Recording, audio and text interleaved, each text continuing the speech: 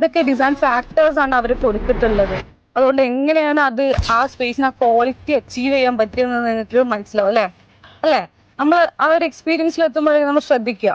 അപ്പൊ each and every running പോയിന്റുകൾ നിങ്ങൾ ശ്രദ്ധിക്കണം.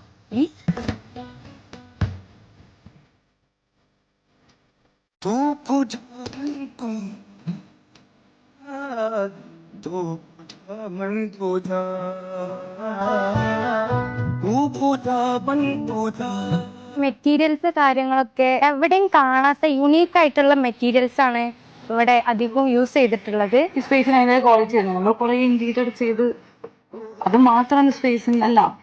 ഈ സ്പെഷ്യൽ പ്ലാനിങ് ഭയങ്കര ഇമ്പോർട്ടൻ്റ് അല്ലേ? അതിന്റെ ക്വാളിറ്റി നിങ്ങൾക്ക് ഓരോ സ്പെഷ്യലും പോകുമ്പോൾ മനസ്സിലാവില്ല. ഇതിന്റെ ഡീറ്റെയിൽ ആയിട്ടുള്ള കാര്യങ്ങൾ നമുക്ക് ഇതിന്റെ വർക്ക് എടുത്തിട്ടുള്ള പ്രകൃതി ആർക്കിടെക്ട്സ് ടീം തന്നെ ഇവിടെ വന്നിട്ടുണ്ടായിരുന്നു. അവരെ സേർ നമുക്ക് എല്ലാ കാര്യങ്ങളും ഇതിനെ കുറിച്ച് ഡീറ്റെയിൽ ആയിട്ട് നമുക്ക് പറഞ്ഞു തന്നിട്ടുണ്ട്. എൻ്റെ പേര് ജാസിൽ എന്നാണ്, ജാസിൽ ഖാൻ. ഞാൻ ഇതിൻ്റെ ആർക്കിടെക്റ്റ് ആണ്. ഇല്ല, 2 വർഷം കൊണ്ട് കംപ്ലീറ്റ് ചെയ്ത പ്രൊജക്റ്റാണ്.